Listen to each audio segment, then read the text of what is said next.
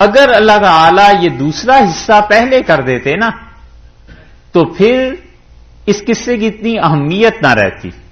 اللہ تعالی نے فرمایا جو اصل مقصد تھا، جو اس مردے کی شناخت، مردے سے پوچھنا تھا کہ تمہیں قتل کس نے کیا ہے، اس قصے کو بعد میں لے آئے ہیں. ارشاد فرمایا یہ تیسری چیز، وَإِذْ قَتَلْتُمْ نَفْسًا، اور جب تم نے ایک جان کو قتل کیا. یہ قتل کہاں ہوا، کس نے کیا تھا، کس دور کا یہ واقعہ ہے؟ وہی بات ہے کہ مفسرین میں سے کسی نے اس دور کی تعیین نہیں کی. اب اگر کوئی بنی اسرائیل کی اور یہودیوں کی اس تاریخ کو پڑھے تو شاید اسے کچھ ہاتھ آئے.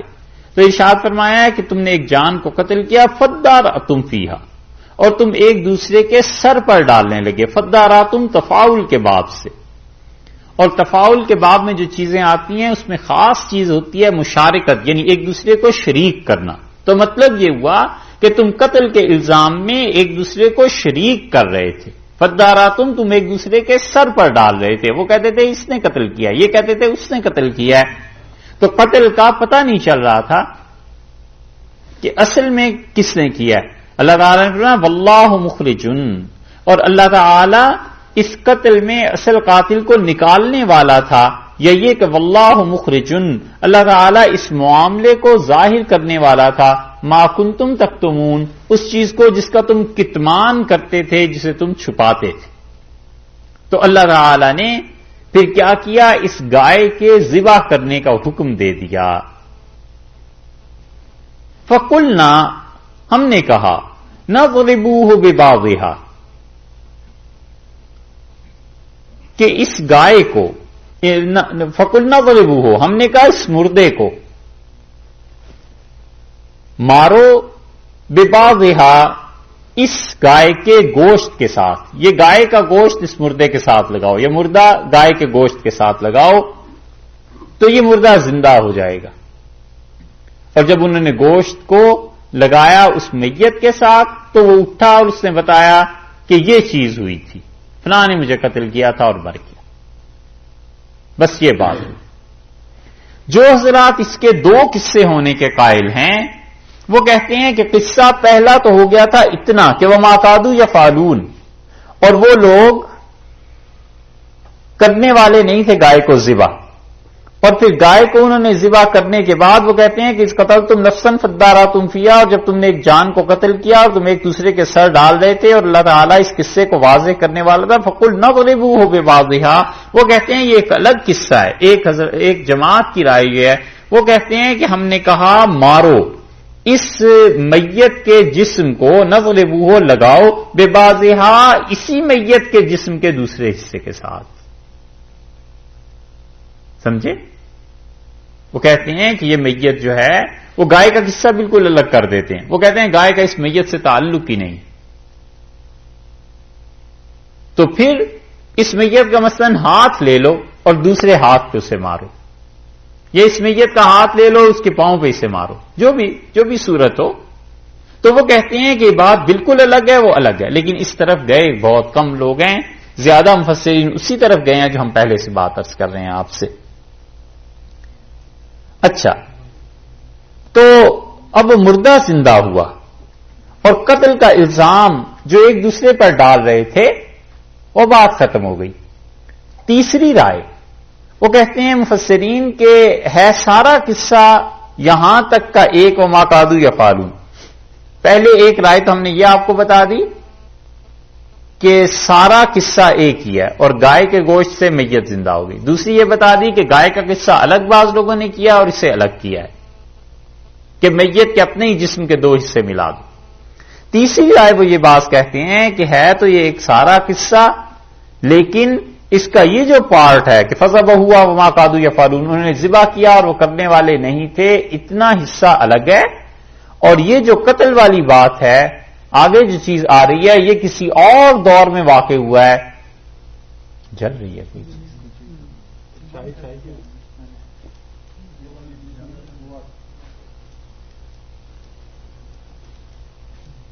چائے تو خشک نہیں ہو گئی ہیں؟ اچھا،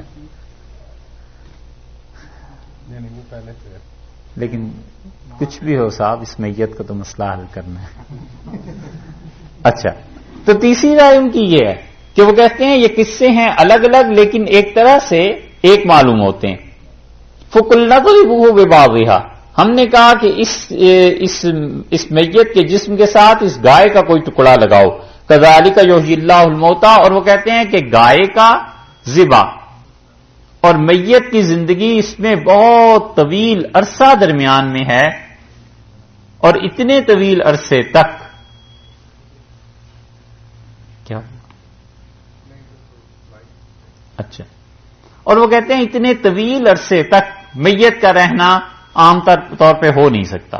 تو یہ تینوں قسم کی آرائیں، لیکن جو سب سے زیادہ قوی چیز تھی اس کے مطابق ہم نے بات کی. فَقُلْنَا اضْرِبُوهُ بِبَعْضِهَا، اللہ تعالیٰ نے فرمایا اس کے جسم کو گائے کے گوشت کے ساتھ لگاؤ. وہ میت زندہ ہوئی اور اس کے بعد اس نے بتایا کس نے قتل کیا اور ختم ہو گئی بات. كَذَلِكَ يُحْيِي اللَّهُ الْمَوْتَى، اور اسی طرح اللہ تعالی زندہ کرے گا مردوں کو. واقعہ ایک خاص تھا، اللہ نے اس سے تعلیم عمومی طور پر دے دی لوگوں کو کہ دیکھو ایسے ہی ہوگا. اور یہ قرآن کا انداز ہے. قرآن ایک قوم کسی کا قصہ بیان کرتا ہے اور پھر پورے انسانوں کے لیے، انسانیت کے لیے بات کو عام کر دیتا ہے کہ دیکھو ایسے ہوگا. تو واقعہ ایک خاص تھا اور اسے عمومی طور پر کر دیا. کذالک، یہ کس سے خطاب ہے یہاں پر کہ اللہ تعالیٰ مردوں کو زندہ کرے گا؟ بعض تو کہتے ہیں مفسرین کہ یہ خطاب ہے ان لوگوں کا جو رسول اللہ صلی اللہ علیہ وسلم کی حیات طیبہ میں تھے اور منکر تھے قیامت کے. اللہ نے انہیں کہا ہے کہ کذالک یحیی اللہ الموتى. اس کو غور سے دیکھیے، دو ترجمے ہیں یہاں کیے گئے کہ اللہ تعالیٰ اسی طرح زندہ کرے گا مردوں کو، اور مخاطب وہ ہیں جو رسول اللہ صلی اللہ علیہ وسلم کے سامنے ہیں بنی اسرائیل والے. اللہ نے کہا دیکھو اللہ اس طرح زندہ کرے گا. وَيُرِيكُمْ آيَاتِهِ، اور اللہ اپنی نشانیاں تمہیں دکھاتا ہے. لَعَلَّكُمْ تَعْقِلُونَ، تاکہ تم عقل سے کام لو کہ جو اللہ اس پہ قدرت رکھتا ہے کہ گائے کے گوشت سے ایک میت کو زندہ کر دے اسباب کے اس دائرے میں تمہارے سامنے، تو مالک بغیر اسباب کے بھی تو کر سکتا ہے، کوئی سبب نہ ہو اور وہ کر دے، اس کے لیے کیا مشکل ہے. ایک تو بات یہ ہوئی. اور کچھ حضرات کا خیال یہ ہے مفسرین کا کہ یہ اصل میں اسی وقت اللہ نے خطاب فرما دیا تھا، اور اللہ تعالیٰ نے گویا یہ کہا کہ فَقُلْنَا اضْرِبُوهُ بِبَعْضِهَا. ہم نے کہا کیا چیز ہے، آواز کس چیز اس کی ہے، اس سے یہ بج رہا.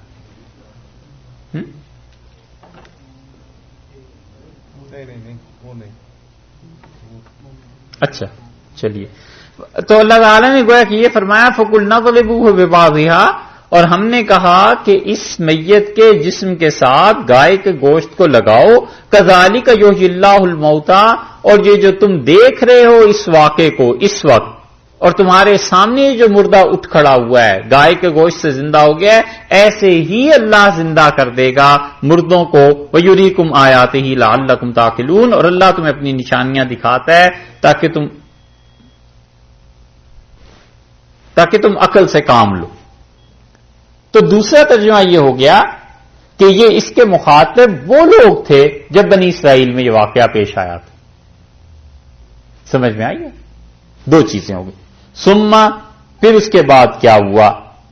اس سما کے متعلق بات یہ ہے کہ اللہ تعالیٰ نے فرمایا پھر، مطلب وہ نتیجہ نہیں نکلا جو نکلنا چاہیے تھا. سما استبعاد کے لیے عربوں میں استعمال ہوتا ہے، یعنی وہ چیز جس سے بعد اور دوری پیدا ہو جاتی ہے. یعنی ہونا تو یہ چاہیے تھا کہ جب مردہ کو زندہ ہوتے ہوئے دیکھا تو اللہ کی قدرت پہ ایمان آتا اور اللہ تعالی کے ساتھ تعلق جڑ جاتا. سما، لیکن وہ بات نہیں ہوئی. قست قلوبکم، تمہارے دل سخت ہو گئے، من بعد ذالک، اس واقعے کے بعد. قست قلوبکم، تمہارے دل سخت ہو گئے. اور یہ جو من بعد ذالک کہا ہے کہ اس واقعے کے بعد، یہ مزید تاکید کلام پیدا کرنے کے لیے، مزید زور دینے کے لیے، ورنہ اتنا بھی ٹھیک ہے کہ ثم قست قلوبکم، پھر تمہارے دل سخت ہو گئے، فہیہ کالحجارۃ، اور وہ ایسے سخت ہو گئے جیسے پتھر۔ لیکن من بعد ذالک کے جو الفاظ ارشاد فرمائے ہیں وہ مزید وضاحت کرنے کے لیے کہ اس جیسے بڑے واقعے کے بعد بھی کہ تم نے دیکھا ایک مردہ زندہ ہو گیا، اٹھ کھڑا ہوا، اس کے بعد بھی تمہیں اللہ کے ساتھ تعلق نہ تمہارا جڑا اور تمہارے دل ہو گئے سخت کالحجارہ، جیسے کہ پتھر ہوتے ہیں، حجر کی جمع، کالحجارہ جیسے کہ پتھر ہوتے ہیں، حجر، او اشد قسوہ، یا پھر اس سے بھی زیادہ سخت۔ او کے کیا معنی ہے؟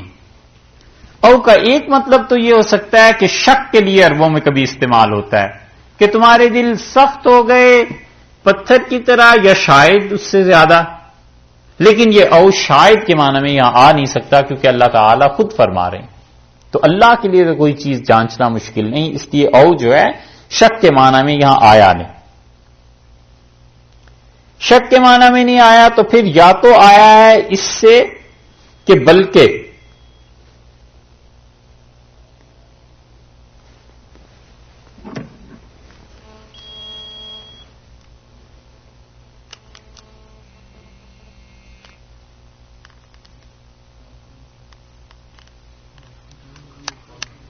دیکھتے ہیں،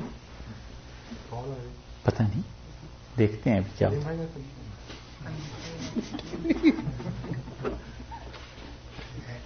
اچھا بیٹری اچھا جی ٹھیک ہے۔ تو ایک تو اس کا ترجمہ یہ کیا گیا او کا بلکہ کہ تمہارے دل سخت ہو گئے پتھر جیسے، بلکہ اس سے بھی زیادہ سخت ہو گئے، تو شک تو نہ رہا، پتھر سے مزید آگے چلے گئے، ایک ترجمہ۔ دوسرا ترجمہ کیا گیا ہے کہ دل کی دو قسمیں مفسرین کہتے ہیں ہوئی کہ پتھر سے زیادہ سخت ہو گئے، جیسے لوہا سمجھ لیں، پتھر سے زیادہ شدید سمجھ لیں، پتھروں میں بھی قسمیں ہوتی ہیں، ایک عام پتھر ہوتا ہے، ایک اس سے بھی زیادہ سخت پتھر ہوتا ہے، تو دل جو ہے وہ پتھروں سے بھی سخت ہو گئے۔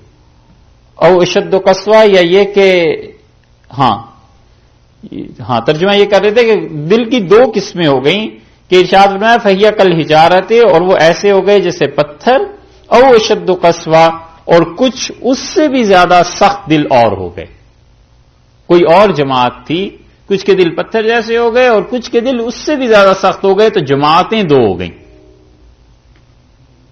اور ایک ترجمہ یہ کیا تھا کہ تمہارے دل پتھر جیسے سخت ہو گئے، یا پھر تمہارے ہی دل پتھر سے بھی زیادہ سخت ہو گئے، بلکہ اس سے بھی زیادہ کہو، تو جماعت ایک ہی رہی لیکن دل کی دو کیفیتیں ہو گئی۔ اور پہلی صورت جو بیان کی ہے اس میں جماعتیں دو ہو گئیں کہ ایک جماعت کے دل پتھر جیسے سخت ہو گئے اور ایک ان سے بھی زیادہ سخت ہو گئے۔ یہ او کا ترجمہ یہاں پہ کیا گیا ہے۔ وَإِنَّ مِنَ الْحِجَارَةِ، آپ کو یہ اندازہ ہوا ہوگا یا ہو جانا چاہیے کہ ایک ایک لفظ پہ جو اتنی باتیں ہوتی ہیں، تو یہ ترجمہ قرآن پاک کا یہ کوئی کھیل تماشے کی باتیں نہیں، یہ جو لوگ کرنے بیٹھ جاتے ہیں نا صرف لغت کی بنیاد پہ، نتیجہ یہ کہ اس سے گمراہی پھر پھیلتی ہے۔ وَإِنَّ مِنْهَا، اور اس میں سے کچھ ایسے ہیں، اب پتھروں کی بات ہو رہی ہے، بعض کہتے ہیں یہ دلوں کی بات ہو رہی ہے کہ وَإِنَّ مِنْهَا، اور کچھ دل ایسے ہیں لیکن یہ بہت دور کی بات ہے، ربط کلام پیدا نہیں ہوتا، بات جڑتی نہیں ہے۔ وَإِنَّ مِنْهَا، اور کچھ پتھر ایسے ہیں لَمَا يَشَّقَّقُ، جب وہ پھٹتے ہیں فَيَخْرُجُ مِنْهُ الْمَاءُ، تو اس میں سے پانی نکلتا ہے۔ ہاں ایک بات رہ گئی، وَإِنَّ مِنَ الْحِجَارَةِ، اور پتھروں میں سے ایسے ہیں لما یتفجر، جب وہ پھٹتے ہیں، شک ہوتے ہیں، منہ الانہار، تو اس سے دریا بہتے ہیں۔ بعض پتھر ایسے ہوتے ہیں کہ ان سے دریا نکلتے ہوئے تم دیکھو گے، اور یہ اصل میں ایسے دل جن سے ہدایت ملتی ہے اور بہت بڑے درجے کے دل ہوتے ہیں، جیسے انبیاء علیہ الصلوۃ والسلام اور اللہ کے ایسے خاص بندے کہ کہ ایک ایک آدمی سے ہزاروں لوگوں کو ہدایت ملتی. کہ اتنے بڑے لوگ جو ہوتے ہیں یہ سمندر کی طرح ہی ہوتے ہیں، اور جو جتنا تیرتا ہے نا بس اتنے ہی کی خبر لاتا ہے کہ یہ سمندر اتنا ہے، اور کوئی آدمی ایسا نہیں ہوتا کہ سمندر کو پوری طرح دیکھ لے کہ یہ کتنا ہے. ایسے آل راؤنڈرز ہوتے ہیں. بہت سے لوگ، یہ شاہ ولی اللہ رحمۃ اللہ علیہ جو تھے یہ ایسے ہی آدمی تھے. حدیث میں ان کی چیزیں پڑھو تو لگتا ہے اس آدمی نے حدیث کے علاوہ کوئی کام ہی نہیں کیا. تفسیر میں دیکھو تو وہاں ان کا یہی حال ہے، تصوف میں دیکھو تو وہاں ان کا حال یہی، ترجمے میں دیکھو، اصول میں دیکھو، تاریخ میں دیکھیے. کوئی فن ایسا نہیں ہے، علم ایسا نہیں اس پہ شاہ صاحب رحمۃ اللہ علیہ نے کچھ نہ کچھ لکھا نہ، اور ہر چیز میں کمال کی چیزیں لکھی، ہر بات. شیخ الاسلام ابن تیمیہ رحمۃ اللہ علیہ ان کا بھی حال ایسے ہی تھا. ان کے شاگرد کہتے ہیں کہ ہم نے شیخ کو دیکھا اور ہمارا خیال ہے علم ہاتھ باندھ کے ان کے سامنے کھڑے رہتے تھے. علوم وہ جب چاہتے تھے جس علم کو چاہتے تھے لے لیتے تھے. تاریخ پہ لکھتے ہیں تو تاریخ ان کے ٹاپ تھی، اور حدیث پہ لکھتے ہیں وہ بھی، اصول حدیث پہ وہ بھی، اور تفسیر، اصول تفسیر، جو علم دیکھ لیں شیخ جب بات کرتے ہیں ابن تیمیہ رحمۃ اللہ علیہ تو یوں پتہ چلتا ہے جیسے اس آدمی نے ساری زندگی اسی فیلڈ میں گزاری. بڑے لوگ ہیں، اللہ نے اس لیے انہیں اتنا علم دیا ہوا ہوتا ہے کہ لوگوں کی رہنمائی ہو. یہ ہے وہ چیز کہ ارشاد فرمایا کچھ پتھر ایسے ہوتے ہیں کہ لما یتفجر منہ الانہار، کہ اس سے کیا ہوتا ہے دریا بہتے ہیں. وَإِنَّ مِنْهَا، اور ان میں سے کچھ پتھر ایسے ہوتے ہیں لما یشقق، کہ جب وہ پھٹتے ہیں فَيَخْرُجُ مِنْهُ الْمَاءُ، تو ان میں سے پانی نکلتا ہے.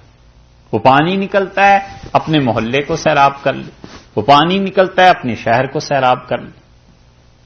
وَإِنَّ مِنْهَا، اور اس میں سے کچھ ایسے ہیں لما یحبط، کہ جب وہ پھٹتے ہیں من خشیت اللہ، وہ گرتے ہیں. یحبط حبوط کے معنی میں اوپر سے نیچے گرتے ہیں، من خشیت اللہ، اللہ کے خوف سے، اللہ کے ڈر سے. پتھر ایسے بھی ہوتے ہیں. اس پہ ایک بات تو یہ ہے کہ اس کا مطلب یہ ہے کہ یہ تیسرے درجے کے لوگ ہیں جو اپنے آپ کو تو سنبھالے رکھتے ہیں. ایمان ہوتا ہے، اللہ کے ساتھ تعلق ہوتا ہے، اور دوسرے کو نفع نہ بھی ہو تو اپنے اندر تو نفع ہوتا ہی ہے. اور یہ بھی بہت بڑی چیز ہے، اگر ایمان پہ موت آ جائے تو اس سے بڑی اور اس سے اچھی بات اور کیا. صحابہ کرام رضی اللہ عنہم کا بھی یہی حال تھا. مسروق رحمۃ اللہ علیہ ایک تابعی تھے، وہ کہتے تھے کہ میں نے رسول اللہ صلی اللہ علیہ وسلم کے صحابہ رضی اللہ عنہم کو دیکھا، اور ان میں سے ایسے بھی لوگ دیکھے جو سمندر تھے، اگر پوری مخلوق وہاں پانی پینے کے لیے آ جاتی تو سب سیراب ہو جاتے. اور انہوں نے کہا پھر کچھ ایسے بھی دیکھے جو ایسے ہی تھے جو اپنے شہر کو سنبھال سکتے تھے، اور کچھ ایسے تھے جو دوسروں سے جا کے فتویٰ پوچھتے تھے، بس اپنی ذات میں ٹھیک تھے. ان سے پوچھا گیا کہ کن کن کو آپ نے دیکھا، تو انہوں نے کہا 6 صحابہ رضی اللہ عنہ کو میں نے دیکھا، سارا رسول اللہ صلی اللہ علیہ وسلم کا علم ان میں جمع ہو گیا. اور پھر انہوں نے نام لیے، انہوں نے کہا میں نے حضرت عمر رضی اللہ عنہ کو دیکھا، حضرت علی رضی اللہ عنہ کو، اور عبداللہ ابن مسعود رضی اللہ عنہ کو، اور ابو الدرداء کو، اور معاذ ابن جبل کو، اور عبداللہ ابن عباس رضی اللہ عنہ. ان کا سب کا علم ان میں جمع ہو گیا. اور پھر کہنے لگے نہ، اس میں حضرت عائشہ رضی اللہ عنہ کا نام بھی لیا ہے حضرت معاذ رضی اللہ عنہ کی جگہ، کہ ہاں یہ ان 6 میں جمع ہو گیا. اور پھر فرمانے لگے کہ ان سب کا علم بھی 2 میں جمع ہو گیا تھا. تو پوچھا گیا کون، تو ان کا حضرت عمر اور حضرت علی رضی اللہ عنہ میں اتنا علم تھا کہ اگر پوری دنیا اس سے فائدہ اٹھانا چاہتی تو اٹھا سکتی. حضرت عبداللہ ابن مسعود رضی اللہ عنہ کے متعلق بھی ایک تابعی ہیں، ان کی روایت یہی، وہ کہتے ہیں اتنا علم تھا کہ ابن مسعود رضی اللہ عنہ کوئی چیز ایسی نہیں تھی جس میں فتویٰ نہ دے سکتے. عبداللہ ابن عباس رضی اللہ عنہ نے عرفات میں تقریر کی حج کے موقع پہ، اور ان کے شاگرد کہتے تھے کہ خدا کی قسم یہ تقریر اگر عیسائی روم کے سن لیتے تو ایمان لے آتے. اتنی زبردست چیزیں انہوں نے بیان کی. تو حال ہے ایسے ہی. اللہ نے فرمایا ہے پتھروں میں بھی یہ چیز ہوتی ہے. وَإِنَّ مِنْهَا لَمَا يَهْبِطُ مِنْ خَشْيَةِ اللَّهِ، اور کچھ ایسے ہوتے ہیں جو اللہ کے خوف سے گر جاتے ہیں پتھر. اس پہ بحث کی گئی ہے کہ جو پتھر اللہ کے خوف سے گر جاتے ہیں تو کیا اس کا مطلب ہے. ایک جماعت تو اس طرف گئی ہے، بند کرتے ہیں دروازہ. ایک جماعت تو اس طرف گئی ہے کہ پتھروں میں جو ویسے ہی اللہ کی بات کا ماننا پایا جاتا ہے، جو تسلیم کرنا پایا جاتا ہے، بس اس سے مراد وہی ہے کہ پتھر بنائی ایسے گئے، پہاڑ ایسے ہی بنائے گئے ہیں کہ انسان کو ان پہ غلبہ حاصل ہے، انسان ان سے فائدہ اٹھا سکتا ہے۔ اور زیادہ واضح رائے، اچھی رائے ان محققین کی ہے جو کہتے ہیں کہ پتھروں میں باقاعدہ حس، ارادہ، جان، یہ چیزیں ہوتی ہیں، اور اس کے لیے بہت سے دلائل انہوں نے دیے۔ وہ کہتے ہیں اگر پتھروں میں زندگی نہ ہو جو ہمیں آپ کو سمجھ نہیں آتی، تو پھر اللہ نے یہ کیسے کہہ دیا ہے کہ اگر ہم اس قرآن کو پہاڑ پر نازل کرتے، لو انزلنا ھذا القرآن علی جبل، اگر ہم اس قرآن کو پہاڑ پر نازل کرتے، لرأیتہ خاشعا متصدعا من خشیۃ اللہ، تو تم دیکھتے اللہ کے خوف سے، اس کے جلال سے، اس کے روب اور ہیبت سے پہاڑ ٹکڑے ٹکڑے ہو جاتے، ریزہ ریزہ ہو جاتا۔ وہ کہتے ہیں اس کا مطلب ہے کہ پہاڑوں میں حس ہے، زندگی ہے۔ اور پھر قرآن نے بھی ایک اور جگہ کہا، اللہ نے فرمایا وَإِن مِّن شَيْءٍ إِلَّا يُسَبِّحُ بِحَمْدِهِ، اور اس کائنات کی کوئی ایسی چیز نہیں ہے جو اللہ کی تسبیح حمد ملا کر اس میں نہ کرتی ہو، وَلَٰكِن لَّا تَفْقَهُونَ تَسْبِيحَهُمْ، لیکن تم لوگ اس کو سمجھ نہیں سکتے، تمہیں اتنا شعور نہیں۔ قرآن میں ایک تیسری جگہ بھی آیا ہے کہ ایک دیوار جو حضرت موسیٰ اور خضر علیہ السلام نے بنائی تھی، اللہ نے فرمایا کہ یرید ان ینقض، وہ دیوار چاہتی تھی کہ گر پڑے، فاقامہ، انہوں نے اسے کھڑا کر دیا۔ تو بعض کہتے ہیں وہاں بھی یہی مراد ہے، وہ جو پہلا طبقہ ہے نا، وہ کہتے ہیں دیوار چاہتی تھی کہ گر پڑے، مطلب یہ کہ دیوار گرنے والی ہو گئی تھی، لیکن دوسرے حضرات کہتے ہیں کہ اس کا ارادہ اس میں شامل تھا کہ وہ گرے، لیکن ان حضرات نے اسے کھڑا کر دیا۔ تو بہرحال زیادہ واضح چیز اور رائے یہ ہے کہ وہ کہتے ہیں پتھروں میں بھی حس ہوتی ہے، پہچانتے ہیں ان چیزوں کو۔ اور رسول اللہ صلی اللہ علیہ وسلم نے فرمایا میں مکہ مکرمہ کے ہر اس پتھر کو جانتا ہوں جو میری نبوت ملنے سے بھی پہلے مجھے سلام کیا کرتا تھا۔ مسلم کی روایت میں آتا ہے۔ تو پتھروں میں احساس، شعور، یہ چیزیں ہوتی ہیں، اس لیے ارشاد فرمایا کہ ایسے ہیں جو اللہ کے خوف سے گرتے ہیں۔ سارے پتھر اس وجہ سے نہیں گرتے، اور بڑے اسباب، وسائل، وجوہ اس کی ہیں، مگر فرمایا کچھ پتھر ایسے بھی ہوتے ہیں، وَمَا اللَّهُ بِغَافِلٍ، اور اللہ تعالی ہرگز غافل نہیں ہے ان چیزوں سے جو تم کرتے ہو، تمہارے اعمال سے، یعنی جو کچھ اچھائی اور برائی کرتے ہو سب اللہ کے علم میں۔ افتطمعون، یہ مخاطب ہیں رسول اللہ صلی اللہ علیہ وسلم اور صحابہ کرام رضی اللہ عنہ۔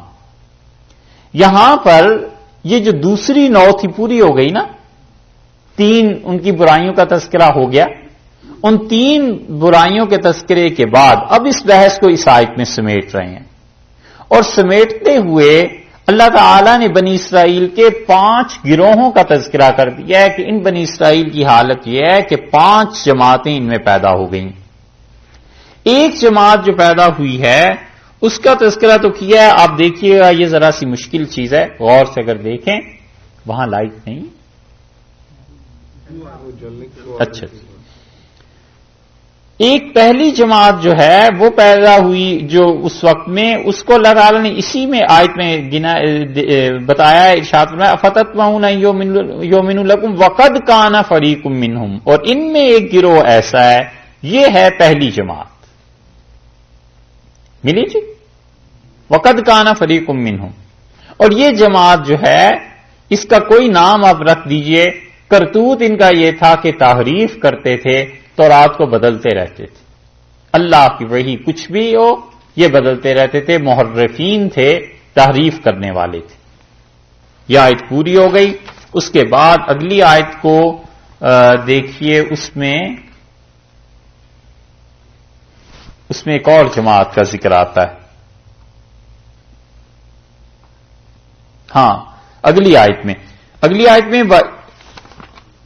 وَإِذَا لَقُوا الَّذِينَ، اور جب وہ ملاقات کرتے ہیں، یہ ہے دوسری جماعت۔ اس بحث کو سمیٹتے ہوئے 5 جماعتوں کا ذکر کر دیا، وَإِذَا، اور یہ دوسری جماعتیں یہ ہیں منافقین، ان کے کرتوت یہ ہیں۔ تیسری جماعت جو ہے آپ 78 نمبر آیت میں دیکھ لیں، وَمِنْهُمْ أُمِّيُّونَ، یہ ہے تیسری جماعت، اور یہ تھے ان پڑھ، بیچاروں کو کچھ پتا نہیں تھا. 3 ہو گئی. اچھا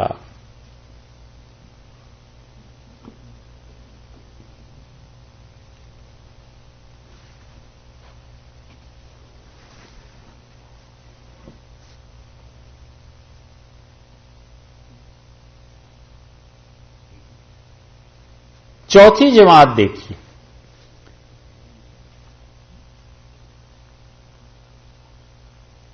یہ جو آیا نا فویل للذین یکتبون الکتاب بایدیہم، یہ ہے 79 میں. اور 79 کے بعد جو 80 شروع ہو رہی ہے آیت، یہ 5ویں جماعت ہے.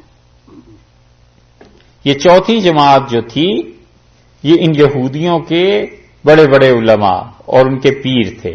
اور 5ویں جماعت جو ہے قالوا لن تمسنا النار الا ایاما معدودہ، یہ ہیں جو یہ کہیے کہ ان کی اگلی نسل تھی جو یہ سمجھے بیٹھے تھے کہ جہنم میں تو جانا ہی نہیں، جائیں گے تو چند دن کے لیے.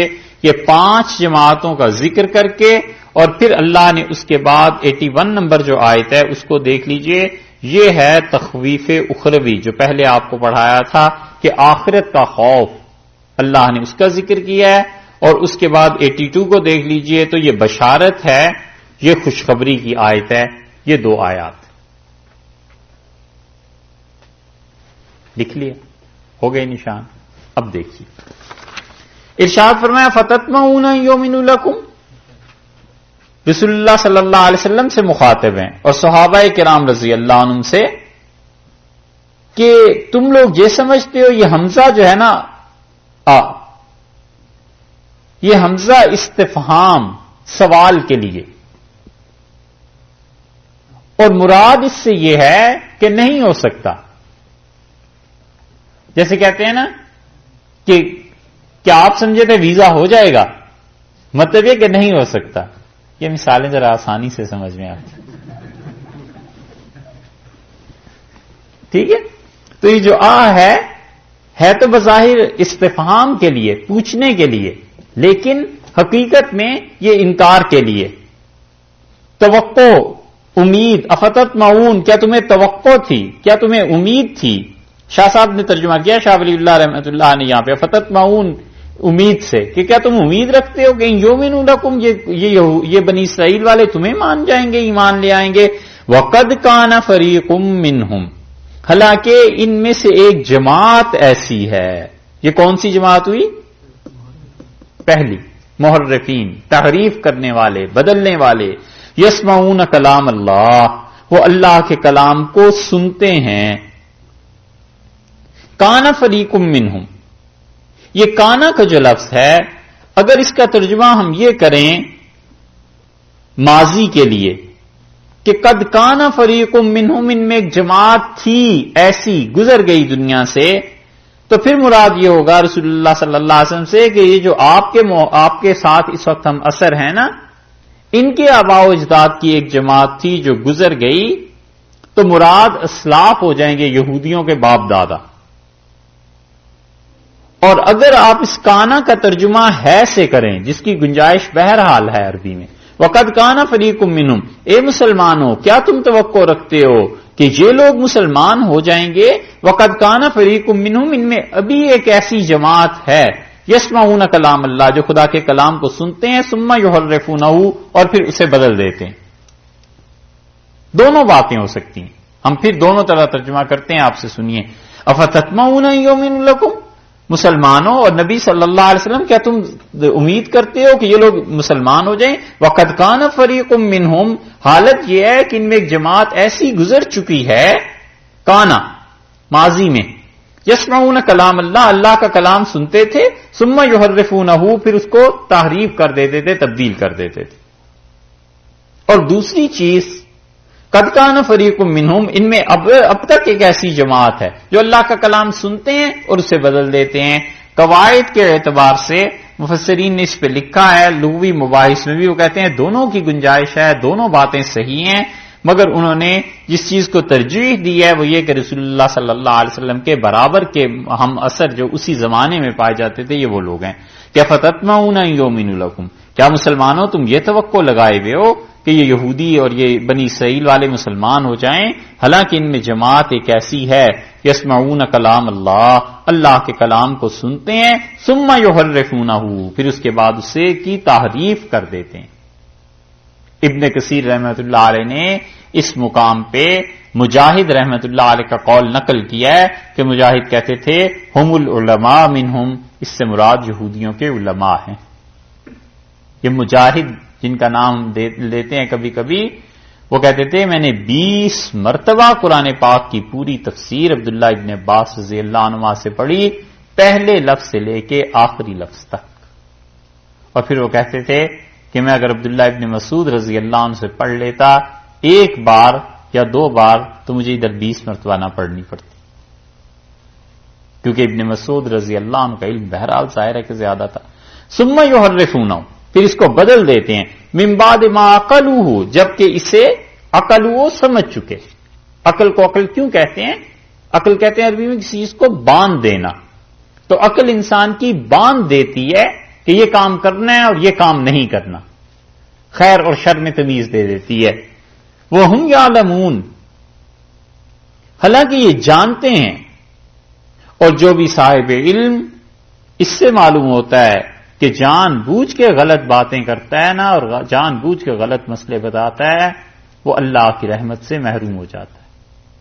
اللہ تعالیٰ نے یہاں بتایا ہے کہ خدا کی کتاب کو جانتے ہیں اور جان بوجھ کے ایسی حرکتیں کرتے ہیں، بہت بڑی وعید ہے ان لوگوں کے لیے جو خدا کی کتاب کو، خدا کے دین کو جان بوجھ کے بدلتے ہیں۔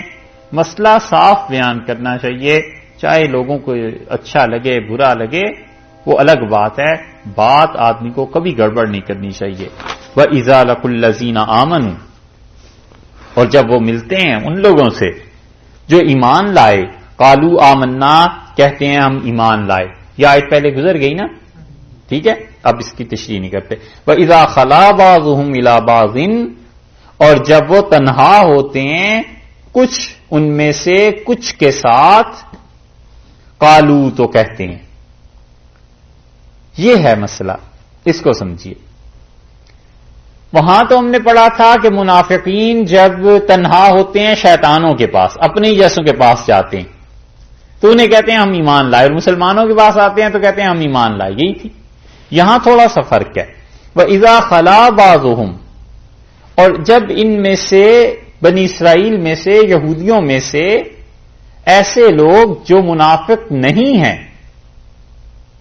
جو صحابہ رضی اللہ عنہ میں جو اچھے ہو گئے ہیں، اِلَىٰ بَعْضٍ، وہ جب ان لوگوں کے سے جا کے ملتے ہیں جو منافق ہیں، ملنا تو ہے ہی، رشتہ داریاں تو ہیں، وہ تو نہیں چھوڑی جا سکتی، وہ نہیں کاٹی جا سکتی، معاشرہ ہے، سوسائٹی میں ایک دوسرے سے ملنا ہے، تو وہ لوگ جو منافق نہیں ہیں ان سے ملتے ہیں جو منافق ہیں، قالو، تو منافق کہتے ہیں اتحدثونہم، کیا تم رسول اللہ صلی اللہ علیہ وسلم اور ان کے صحابہ رضی اللہ عنہ کو جا کے بتاتے ہو کہ ہماری کتابوں میں یہ چیزیں لکھی ہیں، بما فتح اللہ علیکم، جو چیزیں اللہ نے تم پر کھولی ہیں تورات میں، تمہیں تعلیم دی ہے، تم جا کے مسلمانوں کو بتا دیتے ہو، لیحاجوکم بہ عند ربکم، تاکہ یہ حجت اور دلیل پکڑ لیں اللہ کے ہاں تمہاری ان باتوں سے، اس کتاب سے۔ یہ قیامت میں دلیل لے آئیں گے اور کہیں گے اللہ تورات میں یہ باتیں ہمیں یہ آ کے بتایا کرتے تھے، یہ جان بوجھ کے نہیں مانتے تھے۔ سمجھ آئی بات؟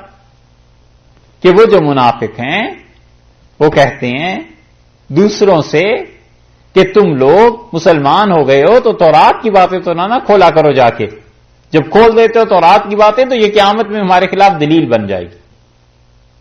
سمجھ آئی ہے؟ نہیں آئی، شکر ہے، کیونکہ وقت ایسا ہو گیا کہ اب تو نہ بھی آئے تو آئی ہے، بات مکمل کریں۔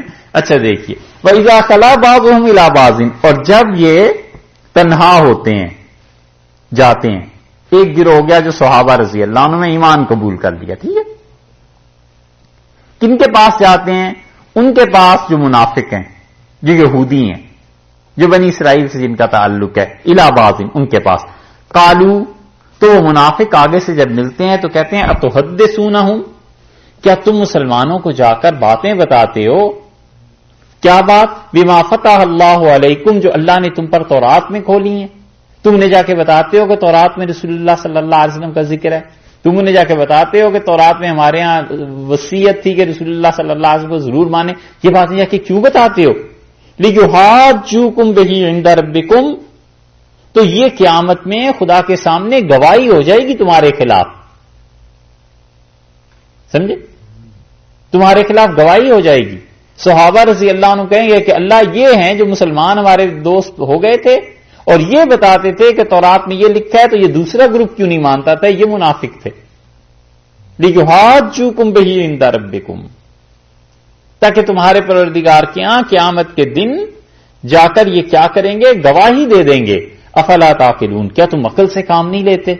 بالکل نہ بتایا کرو جو تورات میں لکھا ہے۔ کیا خوبصورت جواب اللہ نے دیا ہے۔ اللہ نے فرمایا ہے کہ مطلب یہ کہ میرے ہاں دلیل قائم کرنے کے لیے کیا یہ ضروری ہے کہ تورات پڑھا لکھا ہو گئی؟ اولا یعلمون، کیا وہ اتنا علم نہیں رکھتے کہ ان اللہ یعلم، اللہ تعالیٰ خوب جانتے ہیں، ما یسرون، جو چیز یہ چھپاتے ہیں، وما یعلنون، اور جس چیز کا اظہار کرتے ہیں۔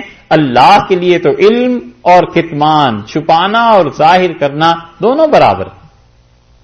قیامت میں جب اللہ تعالیٰ نے حجت اور دلیل قائم کرنا ہوگی تو کوئی تورات کے علماء کو بلا کے تھوڑا ہی پوچھے گا کہ بھئی تورات میں لکھا تھا یا نہیں لکھا تھا، اس کا اپنا ہی علم بہت کافی۔ تو ارشاد فرمایا ہے کہ یہ ہے ان کی صورتحال۔ دو جماعتیں ہو گئیں، ایک جو تحریف کرتے تھے، دوسرے جو منافق تھے۔ تیسری جماعت وَمِنْهُمْ أُمِّيُّونَ، اور ان میں کچھ لوگ ایسے ہیں جو ان پڑھ ہیں۔ امی کا لفظ اصل میں آتا ہے ام کے لیے، اور ام کس کو کہتے ہیں؟ ماں کو، ٹھیک ہے؟ تو چونکہ عورتوں میں تعلیم اور ایسی چیزیں نہیں تھیں، اس لیے ام ماں کے معنی میں آتا تھا نا، یعنی جیسے ماں سے بچے نے جنم دیا تو وہ پڑھا لکھا نہیں ہوتا تھا، تو اس لیے اسے امی کہتے تھے۔ تو امی کا مطلب جاہل نہیں، امی کا مطلب یہ بھی ہے کہ جس نے ظاہر میں کسی سے پڑھا لکھا نہ ہو، سمجھے؟ تو اگر امی کا یہی لفظ نبی کریم صلی اللہ علیہ وسلم کے لیے جیسے کہ قرآن پاک میں آیا ہے تو وہاں ترجمہ لحاظ باللہ یہ تھوڑے ہی کریں گے کہ جاہل۔ یہ باتیں کفر تک آدمی کو پہنچا دیتی ہیں، بے ادبی کی۔ حضرت صلی اللہ علیہ وسلم کا یہ ترجمہ یوں کیا جائے گا کہ انہوں نے کسی سے لکھا پڑھا نہیں تھا، اور علم جو علم رسول اللہ صلی اللہ علیہ وسلم کا تھا، دین اور دنیا کے جتنے علوم ہیں اس قلب مبارک کے ایک گوشے میں سما جاتے، وہ تو اللہ نے اتنا علم انہیں دیا تھا، اتنا کچھ خدا نے انہیں دیا تھا۔ اللہ نے خود فرمایا کہ وَعَلَّمَكَ مَا لَمْ تَكُنْ تَعْلَمْ، اور ہم نے آپ کو وہ چیزیں سکھائی ہیں جو آپ نہیں جانتے تھے۔ اور امی جب دوسروں کے لیے آئے گا تو وہاں عیب کے لیے آ رہا ہے، وہاں جہالت مراد ہے۔ حضرت صلی اللہ علیہ وسلم کے لیے جب استعمال ہوگا تو وہاں عزت کے لیے کہ یہ تمہارے ایسے نبی صلی اللہ علیہ وسلم جنہوں نے کسی سے پڑھا لکھا نہیں، ہم نے براہ راست علم دیا ہے۔ اور جب امت کے لیے یہی لفظ آئے گا تو امت میں آ کے عیب بن جائے گا۔ جیسے یتیم کس کو کہتے ہیں؟ جس کے لو خام خواہ ماں باپ نہیں ہوتے، ایسے ہی سو تو نہیں رہے، اور ایک نے کہا دوسرے بھی اس کے ہیں۔ ہاں آپ تو کہنے ہی ہیں کیونکہ ادھر سے لقمہ ملا ہے نا۔ یتیم اس کو کہتے ہیں جس کے باپ نہ ہو، اور جانوروں میں یتیم کس کو کہتے ہیں؟ جس کی ماں نہ ہو۔ عرب اس جانور کو یتیم کہتے تھے جس کی ماں نہ ہو، اور انسانوں میں اس کو کہتے تھے جس کا باپ نہ ہو۔ تو لفظ ایک ہی ہے لیکن جانوروں میں جا کے بدل گیا اور انسانوں میں آ کے بدل گیا۔ اسی طرح لفظ امی ایک ہی ہے، کیا کہیں؟ تو امی کا لفظ ایک ہی ہے، لیکن رسول اللہ صلی اللہ علیہ وسلم کے بارے میں عزت، عظمت، شرف، مجد، کرم کا اظہار ہے، اور یہاں امت کے بارے میں بہت مطلب وہاں عیب کا اظہار، عیب کی بات ہے کہ لوگ جاہل ہو۔ اب سمجھے؟ ایک صاحب آپ نے بھی شاید سنا ہو، یہ کہتے تھے کہ میں امی نبی کا امی امتی ہوں۔ وہ ہمیشہ اپنی تقریروں میں کئی مرتبہ کہا کہ میں امی نبی کا امی امتی ہوں۔ تو لوگوں نے سمجھایا ان کا حضرت امی نبی رسول اللہ صلی اللہ علیہ وسلم کے لیے امی ہونا فخر کی بات تھی کہ انہوں نے کسی سے لکھا پڑھا نہیں، اللہ نے تعلیم دی، اللہ نے علم دیا، اور اپنے آپ کے لیے امی آپ کا ہونا جہالت کی بات ہے، یہ عیب کی بات ہے، ایسے نہیں کہتے. یہ اپنے آپ کو رسول اللہ صلی اللہ علیہ وسلم کے ساتھ اس نسبت میں ملانا گستاخی کی چیزیں ہیں، ایسے کاموں میں نہیں پڑنا چاہیے. وَمِنْهُمْ أُمِّيُّونَ، اور ایک جماعت ان کی ایسی ہے جو کیا تھے؟ ان پڑھ بالکل. لا يعلمون الکتاب، وہ تورات کو نہیں جانتے تھے. الا امانی، سوائے اپنی خواہشات کے. امنیہ کہتے ہیں ایسی خواہش کو، ایسی آرزو کو جو نفس سے ابھرتی ہے، بس دلیل کچھ نہیں. اور امانی اس کی جمع ہے. اور بحر المحیط میں ابو حیان اندلسی رحمت اللہ علیہ کہتے ہیں کہ ان کی امنیہ کیا تھی، امانی کیا تھی؟ وہ کہتے تھے کہ الانبیاء یشفعون لہم، انبیاء علیہ الصلوۃ والسلام کی اولاد ہیں ہم، بخشے جائیں گے ایسے ہی، بس کچھ بھی نہ کریں، بس ایسے ہی بخشے جائیں. یہ بہت سے لوگوں کو غرہ ہوتا ہے. سیدوں کو بھی بعض کو ہم نے سنا، وہ کہتے ہیں ہمیں نماز وغیرہ کی ضرورت نہیں، رسول اللہ صلی اللہ علیہ وسلم جد امجد ہیں، آخر کس دن کام آئے. علیہ باللہ. یہ دوسرے لفظوں میں شریعت کو ساقط قرار دینا ہے کہ مطلب کوئی چیز ہی نہیں شریعت. اللہ تعالیٰ نے فرمایا کہ لا يعلمون الکتاب الا امانی، اور کوئی وہ کتاب کو نہیں جانتے تورات کو سوائے اپنی خواہشات کے. وَإِنْهُمْ إِلَّا يَظُنُّونَ، اور سوائے اپنے خیالات کے. ظن کہتے ہیں نا گمان کو، تو گمان یہی ہے کہ انبیاء علیہ السلام سفارش کر دیں گے، بخشے جائیں گے، ہم نے کیا تورات پہ عمل کرنا ہے. اللہ نے فرمایا یہ محض ان کی آرزویں. اسی لیے رسول اللہ صلی اللہ علیہ وسلم نے فرمایا میں تمہیں احمق آدمی بتاؤں اور عقل مند آدمی بتاؤں، تو آپ نے فرمایا عقل مند آدمی وہ ہے جو اللہ کی عبادت کرتا ہے اور جو موت کے بعد زندگی آنی ہے اس زندگی کے لیے عمل کر کے رکھتا ہے. اور آپ نے فرمایا میں تمہیں بے وقوف آدمی احمق بتاؤں جو کرتا کچھ نہیں، وَيَتَمَنَّى عَلَى اللَّهِ، اور اللہ کے معاملے میں لمبی چوڑی امیدوں کا اظہار کرتا ہے، بخشے جائیں گے، کوئی نہیں. یہ غلط چیزیں، یہ ہے یہودیت. ہمیں یہودی ویسے بڑے برے لگتے ہیں اور یہودیت بڑی اچھی لگتی ہے نا. یہودی ہونا برا ہی لگتا ہے نا، لیکن یہودیوں جیسی حرکتیں یہ ٹھیک ہیں. یہ ہے الا امانی، سوائے اس کے کہ ان کی خواہشات تھیں. اللہ نے فرمایا وَإِنْهُمْ إِلَّا يَظُنُّونَ، کچھ بھی نہیں ہے، بس محض گمان ہے. 3 جماعتیں. فَوَيْلٌ لِّلَّذِينَ، سو تباہی ہے. ویل اگر لغوی معنی کریں تو تباہی، اور ویل رسول اللہ صلی اللہ علیہ وسلم نے بتایا ہے کہ جہنم کی ایک وادی کا نام ہے. آپ جب معراج میں تشریف لے گئے تھے تو حضرت صلی اللہ علیہ وسلم نے فرمایا میں نے اس وادی کو دیکھا ہے. ویل اس کے لیے ارشاد فرمایا گیا ہے، یا تو اور یا پھر لغوی معنی لیں تو تباہی ہے. فویل للذین یکتبون الکتاب بایدیہم، سو تباہی ہے ان لوگوں کے لیے جو لکھتے ہیں کتاب کو اپنے ہاتھ سے. یہاں کتاب سے مراد فتویٰ، یہاں کتاب سے مراد شرعی حکم. اپنے ہاتھ سے لکھتے ہیں، لکھنا تو ہاتھ سے ہی تھا، پاؤں سے تو لکھنا نہیں تھا. یہ بے ایدیہم کا لفظ کیوں اللہ نے ارشاد فرمایا؟ یہ اس جرم میں اضافے کے لیے کہ اپنے ہاتھ سے لکھتے ہیں. جیسے کہتے ہیں تم کانوں سے نہیں سنتے، مطلب کوئی اور حربہ اختیار کریں. اور یا کہتے ہیں کہ میں نے اپنی آنکھوں سے یہ چیز دیکھی ہے، تو اس بات میں شدت پیدا کرنے کے لیے نا، ان کے جرم میں یہ شدت پیدا کرنے کے لیے دیکھا ہے قرآن نے بے ایدیہم کا لفظ استعمال کر دیا کہ اللہ تعالیٰ نے اپنے ہاتھوں سے اس غلط فتوے کو لکھتے ہیں. ثم یقولون، پھر کہتے ہیں ھذا من عند اللہ، یہ اللہ کی جانب سے ہے. اپنے ہاتھوں کی تحریر کو خدا کا نوشتہ قرار دیتے ہیں. یہ انتہائی شقاوت کی بات ہے کہ اللہ کی کتاب میں تحریف سے بھی نہیں چوکے، اور پھر تحریف سے مراد بھی دین نہیں تھا. ایک تو آدمی کوئی جھوٹ بولتا ہے، چلو اس میں دین کا کوئی فائدہ سوچتا ہے، الیاذ باللہ. کوئی آدمی جھوٹ بولتا ہے کہ رسول اللہ صلی اللہ علیہ وسلم نے کہا ہے کہ امریکہ میں مدارس قائم کرو، چلو یہ ارشاد فرمایا تھا فلاں کتاب میں، سب جھوٹ بولتا ہے نا، تو چلو کوئی دین کا فائدے کے لیے سوچی. یہ اس سے بھی بدتر تھے، لکھتے ہیں اپنے ہاتھوں سے، کہتے ہیں اللہ نے یہ بھیجا لیشتروا بہ ثمنا قلیلا، تاکہ اس کے عوض میں تھوڑے تھوڑے پیسے لے لیں. دنیا بنانے کے لیے دین کو برباد کرتے ہیں، دنیا بنانے کے لیے دین کو بیچتے ہیں۔ عمر بن عبدالعزیز رحمۃ اللہ علیہ کہتے تھے کہ میں تمہیں بے وقوف آدمی بتاؤں، اور انہوں نے کہا بڑا بے وقوف ہے جو دوسرے کی عاقبت ٹھیک کرتے کرتے اپنی دنیا تباہ کر لے، اور پھر فرمایا اس سے بھی بڑا بے وقوف بتاؤں جو دوسرے کی آخرت بناتے ہوئے اپنی آخرت برباد کر لے۔ یہی چیزیں ہوتی ہیں۔ لیشتروا بہ ثمنا قلیلا، تھوڑے تھوڑے پیسے لیتے ہیں اور فتوے کو اس طرح کر دیتے ہیں۔ حضرت ابوبکر رضی اللہ عنہ جیسے آدمی، اور ان کے کسی حکم پہ یہ لکھا گیا کہ یہ وہ چیز ہے جو اللہ نے رسول اللہ صلی اللہ علیہ وسلم کے خلیفہ حضرت ابوبکر رضی اللہ عنہ کو سمجھائی ہے، تو حضرت ابوبکر رضی اللہ عنہ ناراض ہوئے، ان کا کاٹو ان الفاظ کو، یہ کہو کہ یہ وہ رائے ہے جو ابوبکر رضی اللہ عنہ نے دی ہے، اور وہ رسول اللہ صلی اللہ علیہ وسلم کی ہستی تھی کہ اللہ انہیں بتاتا تھا، ان کا میرے متعلق ایسے الفاظ نہ لکھو۔ اسی لیے مفتی حضرات مجتہد فتویٰ دیتے ہوئے لوگ بڑے محتاط ہوتے ہیں۔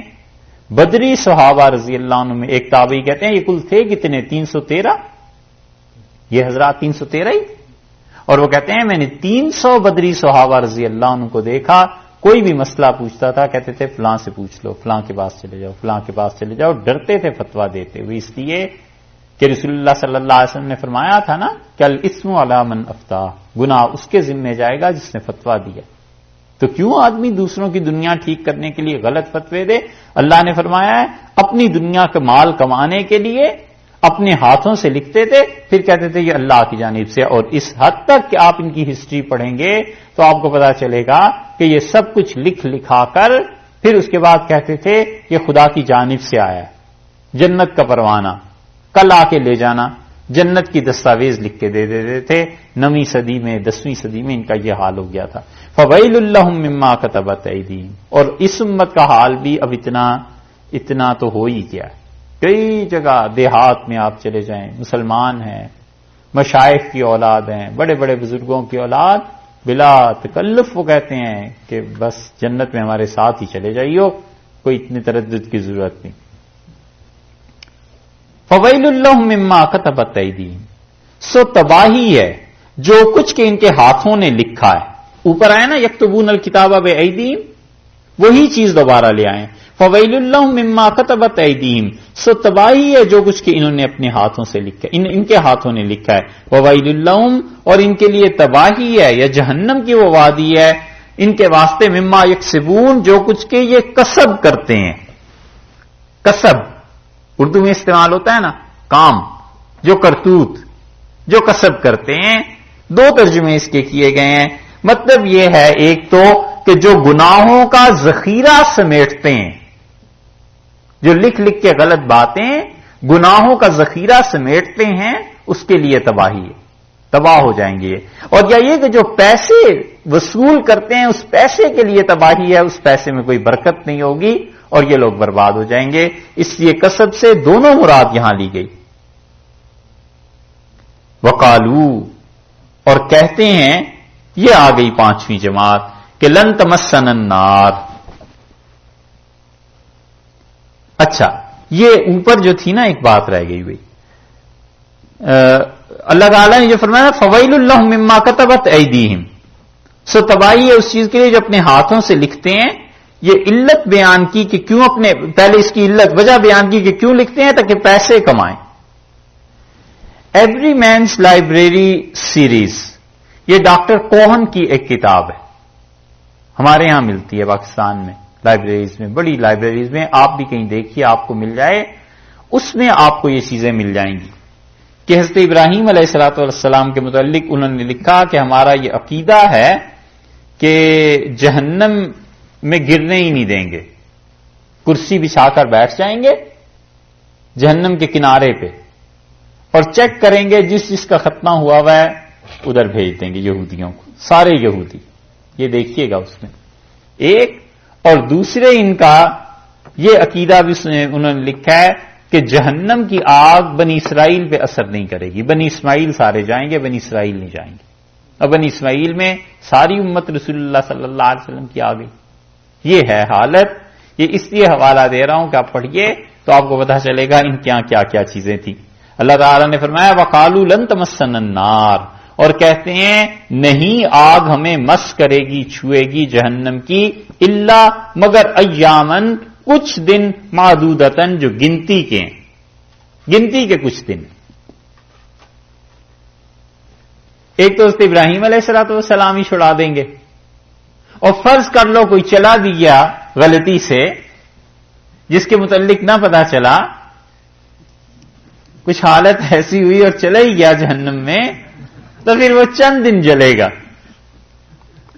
ٹھیک ہے، یہ ہے بٹوین دا لائنز. ایام معدودہ کہتے ہیں کہ بس چند دن جہنم میں جلیں گے. کتنے دن چلیں گے؟ راڈویل کا انگلش کا ترجمہ مل جائے تو اس نے حاشیے میں تصریح کیا ہے کہ 40 دن جلیں گے. بس 40 دن عبادت کی تھی بچڑے کی، 40 دن کے لیے عذاب ہوگا. اور نہیں تو جارج سیل کا دیکھ لیجئے گا، انہوں نے لکھا ہے 1 سال، اور ایک جگہ لکھا ہے 11 مہینے، یعنی 11 مہینے یا 1 سال کے لیے جہنم کا عذاب ہوگا. اس کے بعد سب کی چھٹی. الا ایام معدودہ، معدود چند ایک گنتی کے دن ہیں. اللہ تعالیٰ نے رمضان کے بارے میں بھی فرمایا نا کہ ایام معدودات، گنتی کے دن ہیں، 1 مہینہ. یہاں بھی فرمایا، وہ کہتے ہیں کہ گنتی کے دن ہیں. قل اتخذتم عہد اللہ عند اللہ عہدا، آپ ان سے پوچھئے کہ کیا اللہ تعالی کے ہاں تمہارا کوئی وعدہ ہے؟ حضرت عبداللہ ابن مسعود رضی اللہ عنہ اس کی تفسیر کی کہ کیا اللہ کے ہاں تم نے لا الہ الا اللہ کا وعدہ رکھوا دیا ہے؟ یعنی تم خدا کے ہاں توحید پر قائل ہو، اللہ کے ہاں لکھا گیا ہے کہ تمہاری توحید پکی ہے، اس وجہ سے تمہیں جہنم سے آزادی مل جائے گی. فَلَن يُخْلِفَ اللَّهُ عَهْدَهُ، اور اللہ تعالی ہرگز اپنے وعدے کے خلاف نہیں کرے گا. کیا یہ بات ہے؟ ام تقولون، یا تم وہ بات کہتے ہو علی اللہ، اللہ کے متعلق، ما لا تعلمون، جو تم چیز نہیں جانتے. یہ جو ارشاد فرمایا ہے نا کہ ام تقولون، بلکہ اس کو شروع سے دیکھتے ہیں. قل اتخذتم عند اللہ عہدا، ان سے کہیے کیا تم نے خدا کے ہاں تمہارا کوئی وعدہ ہے، کلمہ طیبہ کے قائل ہو، توحید اللہ کی. فلن یخلف اللہ وعدہ، اور اللہ تعالیٰ اپنے وعدے کے خلاف نہیں کرے گا. ام، یا ام کا ایک ترجمہ تو یہ کیا گیا، یا یہ ہے تقولون علی اللہ، تم اللہ کے ذمے ایسی چیزیں کرتے ہو ما لا تعلمون، جس کا تمہیں علم نہیں. اور یا پھر اس کا ترجمہ کیا گیا ام کا کیا تم اللہ کے ذمے ایسی چیزیں کرتے ہو. تو 2 ترجمے ہوئے، ایک آ کے ذریعے اور ایک بل کے ذریعے. پہلے آ کا ترجمہ لیتے ہیں کہ اللہ تعالیٰ نے فرمایا ہے کہ ان سے پوچھئے کیا خدا کے ہاں تمہارا کوئی وعدہ ہے، فلن یخلف اللہ عہدہ، اور اللہ اپنے وعدے کے خلاف نہیں کرے گا. اتقولون علی اللہ، کیا تم اللہ تعالیٰ کے ذمے وہ بات کرتے ہو ما لا تعلمون، جو تم نہیں جانتے. تو کیا سے ترجمہ آ گیا نا ام کا. اور ایک ترجمہ اس کا یہ کیا گیا ہے کہ فلن یخلف اللہ عہدہ، اللہ اپنے وعدے کے خلاف نہیں کرے گا. کیا خدا کے یہاں کوئی وعدہ ہے تمہارا، اللہ اس وعدے کے خلاف نہیں کرے گا. بلکہ بات یہ ہے کہ تقولون علی اللہ، تم اللہ کے ذمے وہ چیزیں کرتے ہو ما لا تعلمون، جس کو تم نہیں جانتے. ٹھیک سمجھ آئی؟ 2 ترجمے ہو گئے. بلکہ تم اللہ کے ذمے ایسی کرتے ہو بات. کالا کا صلہ جب الا سے آئے، تقولون علی اللہ ہے نا، تو کالا کے بعد جب الا آتا ہے تو عرب کہتے ہیں اس کا مطلب ہے بہتان باندھنا، جھوٹ بولنا. تو پھر ترجمہ یوں ہوگا کہ کیا تم اللہ کے ذمے وہ بہتان باندھتے ہو جس کا تمہیں علم نہیں، جھوٹ بولتے ہو. بلا، کیوں نہیں. اب آئیے بات، اللہ نے فرمایا ہے کہ میرے متعلق ایسی باتیں کہ میں جہنم میں نہیں ڈالوں گا، اور میرے متعلق ایسی باتیں اور میرے کلام کو بدلنا. بلا، کیوں نہیں، تم آؤ تو صحیح. یہ ہے مراد، بلا کیوں نہیں. من کسب سیئۃ، بلا اور بل یہ دونوں حروف جو ہیں ماضی کے متعلق جب آتے ہیں تو یہ نفی کر دیتے ہیں، اور مستقبل کے متعلق جب آتے ہیں تو اثبات کر دیتے ہیں۔ بلا جب بھی آتا ہے قرآن پاک میں، اگر ماضی کے متعلق آئے تو نفی ہو جاتی ہے، بلا کیوں نہیں، یعنی مطلب نہیں ہوگا ایسے ماضی میں، اور بلا جب مستقبل کے متعلق آئے تو اثبات ہوتا ہے ہاں، الستو بربکم، کیا میں تمہارا پروردگار نہیں ہوں؟ قالوا بلا، لوگوں نے کہا کیوں نہیں اللہ، آپ یقیناً تو مستقبل کے متعلق بات تھی نا، ہاں آ گئی، اور ماضی کے متعلق ہو تو نفی آ جاتی ہے۔ تو ارشاد فرمایا من کسب سیئۃ، یہ دیکھیے گا اس ترجمے اور اس تشریح کو، اس سے بہت لوگوں نے گمراہی کی بات کہی۔ من کسب سیئۃ، پہلے گمراہی جو ہے اس کی بیان کرتے ہیں، جس کسی نے کیا گناہ، سیئہ گناہ، وَأَحَاطَتْ بِهِ خَطِیئَتُهُ،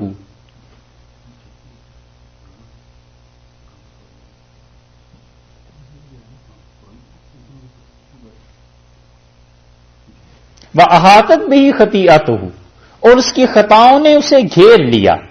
ایک گناہ کیا اور گناہ کے بعد اس کی خطاؤں نے اسے گھیر لیا، فَأُولَٰئِکَ أَصْحَابُ النَّارِ، وہ جہنم میں جانے والے لوگ ہیں، ہم فیہا خالدون، وہ ہمیشہ ہمیشہ اس میں رہیں گے۔ خارجی اور معتزلہ وہ دونوں اس آیت سے دلیل لیتے ہیں اور وہ کہتے ہیں کہ جو گناہ گار مر جائے گا ہمیشہ ہمیشہ جہنم میں رہے گا۔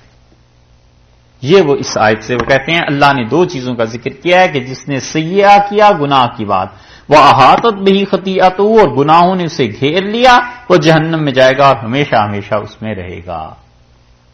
حالانکہ اہل سنت والجماعت کا مسلک یہ ہے کہ وہ کہتے ہیں سیئہ سے مراد کیا ہے، پہلے تو یہ طے کرنا چاہیے۔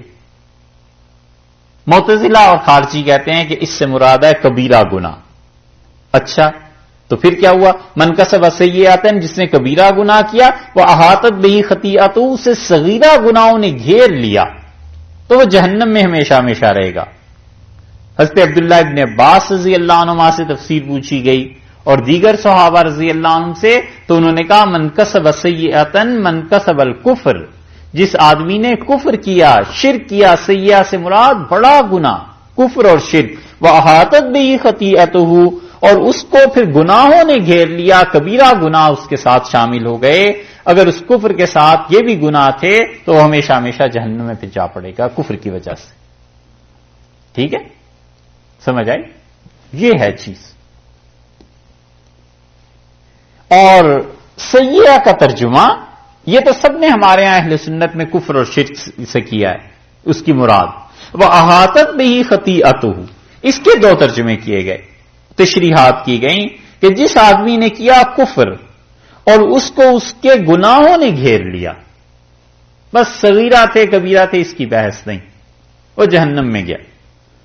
اور بعض نے یہ کہا ہے کہ جس نے شرک کیا اور کبیرہ گناہ کیے، تو خطیہ سے بعض نے ہر طرح کا گناہ مراد لیا اور خطیہ سے بعض حضرات نے کبیرہ گناہ مراد لیے۔ کچھ بھی ہو جائے اللہ نے فرمایا فَأُولَٰئِکَ أَصْحَابُ النَّارِ، فا سو، یہ یاد رکھنا، فا سو یعنی اس کے نتیجے میں جنہوں نے کفر کیا اور پھر گناہ کرتے رہے، فا اس کے نتیجے میں اولئک اصحاب النار، یہ جہنم والے ہو گئے، ہم فیہا خالدون، ہمیشہ ہمیشہ اس میں رہیں گے۔ والذین آمنوا، اور جو لوگ ایمان لائے، وعملوا الصالحات، یہ پہلے تخویف اخروی آ گئی نا، آخرت کی کا ڈراوا، اب تبشیر دنیاوی آ گئی، بشارت اخروی، تبشیر اخروی، بشارت اخروی آ گئی کہ آخرت میں بشارت کی بات۔ والذین آمنوا، اور جو ایمان لائے، وعملوا الصالحات، اور جنہوں نے نیک اعمال کیے، اولئک اصحاب الجنہ، وہ جنت میں جانے والے ہیں، ہم فیہا خالدون، ہمیشہ ہمیشہ اس میں رہیں گے۔ یہ تو آیت کئی بار آئے گی، اس لیے اس میں صرف دو باتیں آپ سے عرض کر دیتے ہیں، باقی آگے آتی رہیں گی۔ ایک تو یہ کہ دیکھیے اللہ تعالیٰ کا ایمان اور عمل صالح الگ الگ ذکر کرتے ہیں۔ اس کا مطلب یہ ہے کہ عمل صالح ہے تو ضروری، اس کے ضروری ہونے میں شبہ نہیں، قطعاً کہ عمل صالح بہت ضروری ہے، نیک اعمال بہت ضروری ہیں، مگر ایمان اس کے علاوہ ایک چیز ہے، ایمان نام ہے اس عقیدے کا جو آپ کا اور ہمارا ہے، اور عمل صالح ان اعمال کا نام ہے جو انسان اس عقیدے کے بعد کرتے ہیں۔ تو عقیدہ بھی ٹھیک ہونا چاہیے اور عمل صالح بھی ہونے چاہیے. لیکن فرض کر لو کہ اعمال صالحہ نہیں ہیں تو عقیدہ اگر درست ہے تو انشاءاللہ وہ جنت میں جائے گا، کیونکہ عقیدے کا تقاضا اللہ نے زیادہ ارشاد فرمایا. ایک بات. اور دوسری بات یہ ہے کہ آپ ان دونوں آیات میں غور کریں، جہاں آخری بات آئی ہے یہ وہ کیا ہے، فرق کیا ہے؟ فَأُولَٰئِكَ أَصْحَابُ النَّارِ هُمْ فِيهَا خَالِدُونَ، اولئک اصحاب الجنہ ہم فیہا خالدون. فرق کیا ہے؟ یہ فرق تھوڑا ہی ہے، دونوں کے لیے ہمیشہ ہے. ہاں یہ جاگ رہے ہیں. یہ دوسرے میں فا نہیں ہے.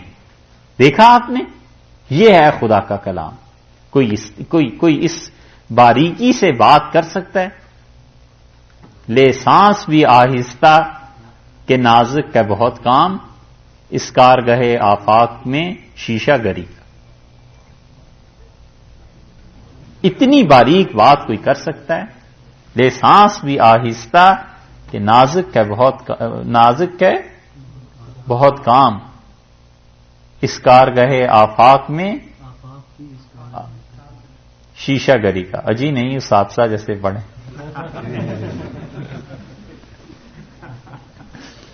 دیکھیں فا کا فرق ہے. اس فرق سے پیدا کیا ہوا، فائدہ کیا ہوا، یہ سمجھیے. آپ کو یاد ہوگا کہ جب ابھی ترجمہ کیا ہے تو ہم نے اس پہ زور دیا تھا کہ اسے یاد رکھنا کہ جس آدمی نے شرک کیا اور اس کے گناہوں نے اسے گھیر لیا سو وہ گیا جہنم میں. فاولائک، سو اس کے نتیجے میں.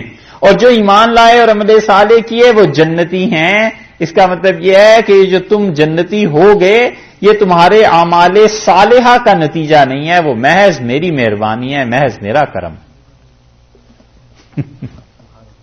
دیکھا ہے کیسا فرق نکلا. فا جو تھا وہ مرتب کر رہا تھا کہ پہلے یہ کرتوت کیے سو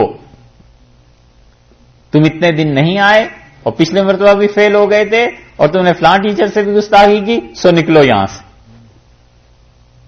یہ ہے کہ پہلے اس کے برے اعمال گنوا دیے، پھر کہا کہ دیکھو اب جہنم ہی ہے. اور یہاں نیکیاں گنوائی، ایمان عمل صالح، اس کے بعد یہ نہیں کہا کہ فاولئک اصحاب الجنہ، سو ان اعمال اور نیکیوں کی صدقے میں ہم جنت نہ فرمایا اولئک اصحاب النار. یہ ہمارا فضل ہے، ہماری مہربانی ہے. ارشاد ہم فیہا خالدون، ہمیشہ ہمیشہ اس میں رہیں گے انشاءاللہ. کل